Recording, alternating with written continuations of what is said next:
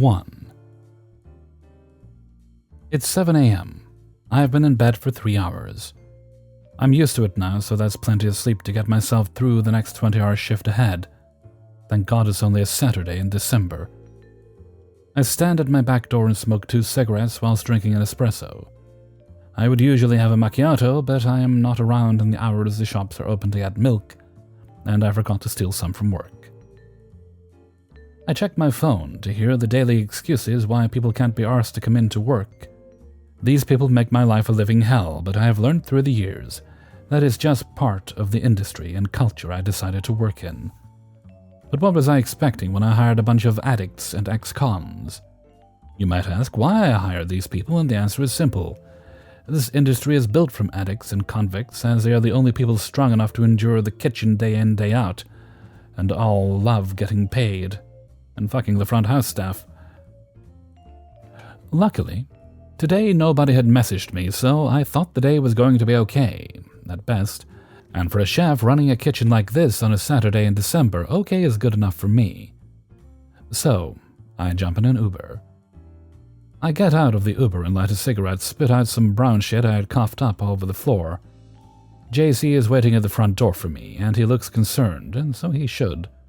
We sit down for our morning brief of the day ahead, and we go through the bookings. 450 for brunch that runs until 2 p.m. and 600 booked for the rest of the day. JC then looks at me stern in the eyes and informs me that one of the servers had passed away the night before, and I was not to tell any staff member the news until the whole team as a family later on that day. Obviously, I was taken aback by the news, but not shocked. Nothing shocked me anymore. I am empty of emotion.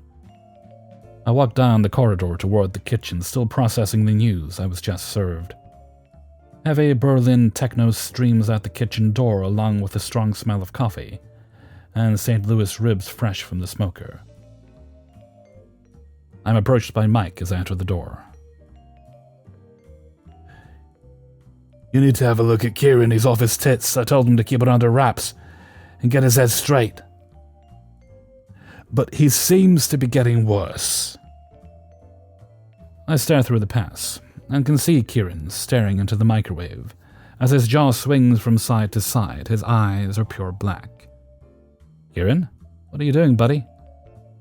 Warming up the ice cream. It's too cold, he shouted and hugged himself as if to warm himself up. Mate, you're fucked. You need to go home and sort it out and come back in the morning. We'll talk then.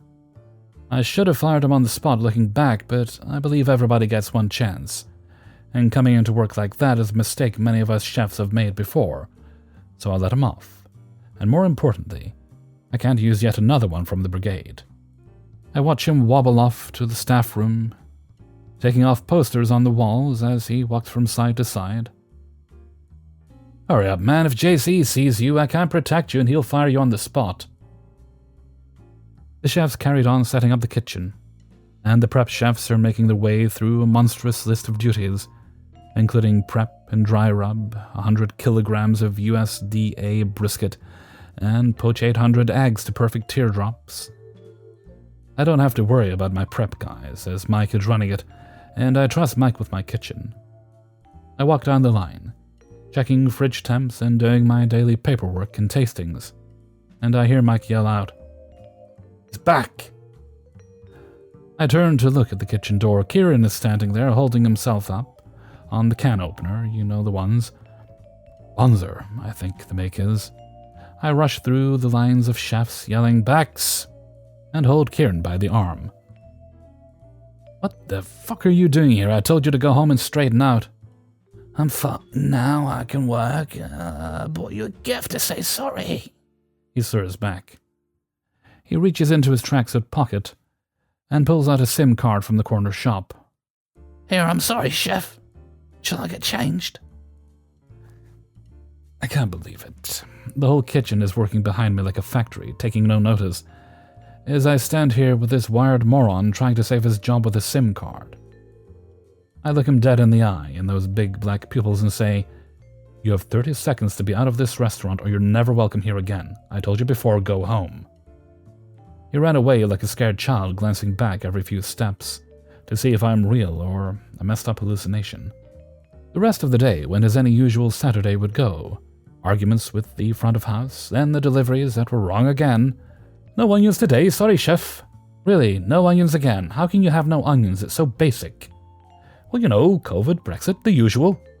Fuck COVID, I say. The night was done. I'm home again, it's 3 a.m. I'm 6 Stella down. 2 KPs have already texted to say they won't be in the morning. I shrug it off and go to bed. 2. I was in the service industry for 8 years. I've seen it all, done it all, dealt with it all. I finally found a way out, and now work for insurance. I don't go out often because it is expensive as is plus tips, so I stay home. But when I do go out, I never feel like I'm having a great experience, in the sense that I'm always so anxiously aware of the role of each worker at a restaurant, that I feel I'm on eggshells every time I dine out. Honestly, it's annoying that I can't just go into it like a customer having a normal experience. I went out with my mom on a whim this past weekend, and we picked a random restaurant. This restaurant was a bit pricey, and all they served was cheese in small plates. But all cost over $20 each. It was the only restaurant with seating at the time, so we said screw it and ate there. We were seated upstairs outside on the balcony. Great view and some heaters, but with the wind, you could barely feel the heat. It was cold, essentially. The table we were sat at, the chairs are covered in water, rained all day. Didn't even think about it until I sat down and my entire ass and legs were soaked. My mom immediately was like, let's move tables, and I was just so nervous and upset. My thinking was I didn't want to be the annoying patron who asks to move tables, even though the entire balcony was empty. I was worried about upcoming reservations or just coming across as one of those people. I complained to my mom, no, let's deal with it, we don't want to complain. She's bewildered, like, why would we not want to sit somewhere comfortable and not wet? So she asks that we move and the server switches us. Mind you, my legs and all is still soaked and it is freezing outside, so the entire experience was still uncomfortable as hell the entire time. We got a cocktail each, and of course they're expensive as hell. We share 5 plates, which were also expensive as hell. We chose the place, it is what it is. Cocktail was pure alcohol. I understand some love this, but I'm not one of those. I don't prefer drinking straight vodka in a cocktail with no other flavors. My mom suggested we tell our server and have them remade. I told her hell no. We will just cause issues and the server will again judge us, as we have already asked to move tables. So we deal with it. The food order was not what I expected, and the first dish I tried I hated. I truly wanted to say I did not like it, and order another dish I think I'd prefer. But again, I did not, because that to me seemed ridiculous and would cause issues for the staff. Night goes by. We're finished and it's time to pay. We both know we want to split the bill, so I ask. I feel so shitty asking because I'm thinking, this server is probably judging us to split the bill, and now they have to split it exactly how we want, and take their time doing so. It felt so awkward asking. The bills came back split incorrectly, and though I was brokish and preferred to pay for only what I bought, I decided screw it. I can't ask again and just pay it as was and gave a 20% tip. Essentially, I let a lot slide, all while being freezing in wet clothes, just praying I don't get sick, as I need to preserve sick days at work. I paid a lot of money and tip for that experience. Meanwhile, the drinks, experience, and foods were all subpar. Now I think to myself, I am coming in as a patron and have dealt with much, much worse as a server. So why am I afraid to speak my mind and have issues addressed and resolved as a customer? I would love feedback from other servers about your dining experiences. Is it also difficult to voice your concerns as a customer? It seems unfair to myself to spend so much cash and make myself deal with things I'm not okay with, just because I don't want to seem annoying or complain about a thing when I dine out. 3. I've got a good one for you guys. Now, I'm a long-time server, bartender, food truck employee, and I've had my fair share of nasty encounters.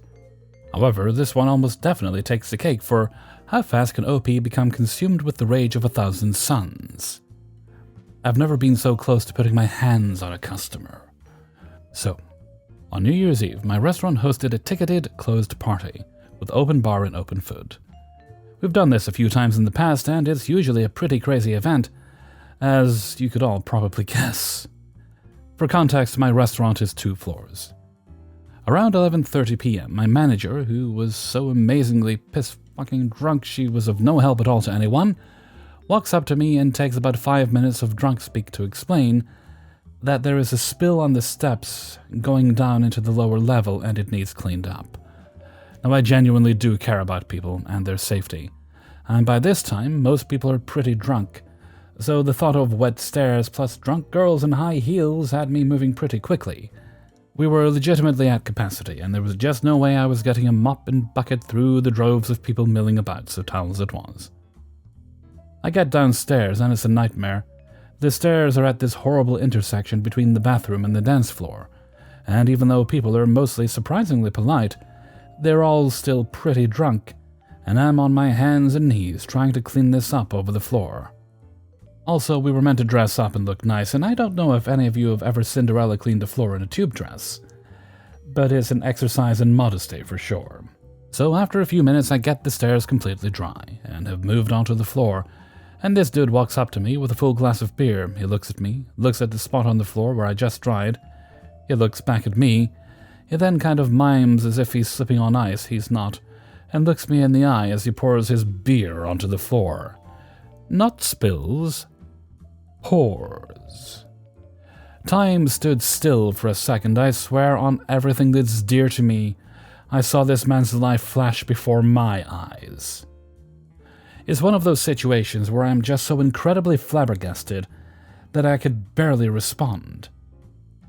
I look at the floor, then look at the man, and all I could say was, "Thank you for that," with poorly concealed rage. To make matters worse, he gets up in my space and goes, "Oh, I bet you're gonna call your fucking boyfriend, aren't you? Go call your boyfriend!" Ah, the joys of being a woman in the service industry.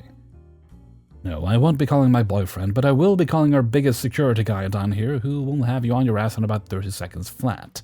Bitch. It's ridiculous that these people will treat our labor as if it's nothing, treat us as if we're scum, and then are shocked when they get kicked out of an establishment. Anyway, I was so overrun with anger that I just dropped the towels where I was and walked away, while praying that this man slips on his own puddle of Bud Light and cracks his cranium open. He didn't. Anyway, that's the story. My other manager, thankfully sober, went down and finished cleaning up the mess for anyone concerned, and the security guy had him out pretty soon after. Happy New Year, everybody! 4. I work at an Applebee's in a very busy location. I've almost been there for a year now, and it's my first serving job. Saturdays are by far the worst ever. Of course. You get constantly double sat. Hosts are idiots, and other times managers demand them to sit anyone if there's an open table. They don't care what quality of service we can give. Cups and utensils barely get cleaned thanks to forgetful and lazy bussers, so we're scrambling to find plastic utensils and to-go cups, both of which we're not allowed to give out, but do anyways under the manager's noses when we have to. This Saturday in particular started off with a bang.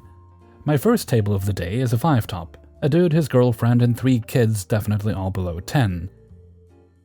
He first starts off by telling me he used to work there and is wondering if he can get a discount. I go ask my manager, Joy. I tell Joy his name, and immediately she responds with, "Hell no, he ain't getting shit." I'm guessing she wasn't a huge fan of him when he was there. I go back and tell him we can only give discounts to current employees, and he's okay with this. Everything is going smoothly. We strike up conversation. He orders bone-in buffalo wings. Then, when I pass by 3 minutes later, he changes his mind to flaming hot Cheetos wings instead. I already sent the buffalo wings in, so I go in the kitchen and let the kitchen manager know of the change. He says all right. When the family is finished eating, they request their bill, which I give them. The bill is $117, and he gives me $128 and tells me to keep the change. As I pass back around, he tells me I charged him for the buffalo wings that he cancelled, which I apologize for, and immediately go to fix it. I return with his money back, and he corrected the bill total to $101, so that he can adjust how much he wants to tip me, because I doubted his intentions were to tip me $27. He gets up without a word after I give him the new bill and money, and walks for the door. I'm thinking, okay, maybe he left it on the table and I didn't see. So I stick around the area, and the girlfriend is still there with one of the kids, so I'm thinking she's going to pay the bill. Then she gets up and starts walking for the door, and I ask her, is he going to pay the bill? She replies with, I think he's going to pay up front. And I tell her that it doesn't work like that here, and that she has to pay with me. By the time I finish, she had a phone to her ear, likely pretending to be on a call so she can ignore me and walk out. I get to the front where they both are and ask them if they're going to pay, and they still ignore me. Thankfully, my manager Joy was there. She's tall and has a no-bull attitude. She's known to chase customers down. She looks at me with a smile of anticipation on her face and says, Do you need me?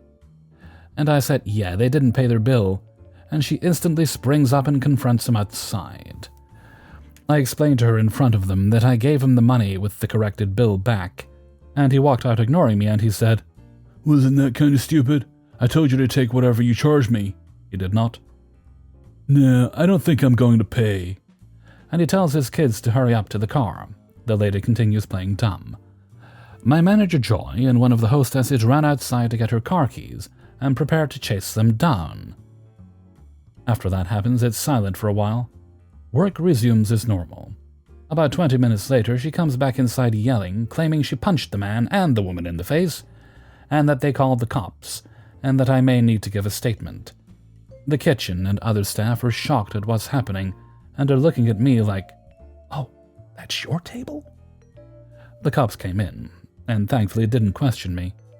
The dude got arrested for skipping out on the bill he was already going to pay. Idiot. Also, side story, one of the hosts slapped a server in the face, both women, and I have no clue why it happened. They both got sent home. The server caught her outside and hit her really hard in the back of the head with her shoe. I don't know what happened after, but one of them may get fired.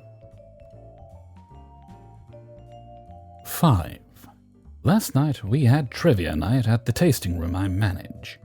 It started late, 7:30 p.m. instead of 7 p.m., because our trivia host forgot her cards. We normally do last call at 9 p.m., but since trivia started late, I extended it to 9:30 p.m., no big deal. Around 9:15 p.m., I tell the host to announce last call is coming up. Last call. A few customers come up and get their last drinks, and we start closing and cleaning the taps at 9:30. Trivia ends a little before 10, and a customer comes in wanting another glass. I'm outside picking up empty glasses, cleaning up. The customer walks into the tasting room, and I overhear my coworker explaining we did last call at 9:30, and that we're just about ready to close up. I overhear, walk in with my glasses, and tell him yes, we did last call, but he's more than welcome to buy cans, cider, or wine bottles to go, something my employees always forget to mention, which is why I went inside in the first place. Make that extra sale and maybe an extra tip for yourself, you know? Anyway. Bullshit, California doesn't allow you to kick anyone out. I had never heard that law before, nor do I think it's true. I was just like, okay, sorry, but we already made last call, so we can only offer you stuff to go. Bullshit, it's only 10, you can't kick me out. Okay, well, we normally close at 9, but I extended the hours because trivia ran late. You still can't kick me out, it's against the law. He was in a mood to argue. I rolled my eyes, pointed at the sign behind the bar that says, we reserve the right to refuse service to anyone. I tell him, I have never heard of that law, but can you tell me what it says? I could see the frustration in his eyes. He stayed inside to try to make a point, but that didn't really matter, because it takes at least another 30 to 45 minutes to clean everything else up on the inside. He was just fuming at a table by himself for about 15 minutes, and left in a huff, saying he knows the owner. I'm not worried. Hey everybody, Hellfreezer here, and thank you very much for listening to Spinning Plates, episode 201. And thank you very much to everybody who allowed me to use their stories in this video. 1 second, we're keeping it casual today, I'm just sipping some tea. And thank you very much to everybody who allowed me to use their stories in this video. Please pop a like before you go, I'd appreciate it. Okay, let's see. Do we have any shouty outs today? Let me have a quick look. I know there's no birthday ones, but... Ah, we do, yes. Shout out goes to the author of the first story, the very excellently written. I mean, you felt like you were there. That goes to Chef Ashwin. Thank you very much, Chef Ashwin, for allowing me to use your wonderful story. Good writing, you should do more of that. Okay, with that, we'll move along to Hellfreezer's question of the day. And today's question is... If you could do all the things needed in life and never leave home again, would you? Thank you to Donovan for that one as well. He gave me a big list of questions because he knew I was running out of questions. Well, sometimes I run out of questions. It depends what my brain's been doing that day. And I barely leave the house as it is right now. I do force myself sometimes because I don't like socializing because it's peoply outside. Very bad. I usually even leave it a little later till I go grocery shopping when there's less people in the stores. I mean, I really think they should just clear it out for me, and that'd be the proper thing to do. I'm a big YouTube man, don't they know that? That was a joke for the record, in case anyone didn't get it. But yeah, so it really wouldn't change my life much anyway if I never left home again.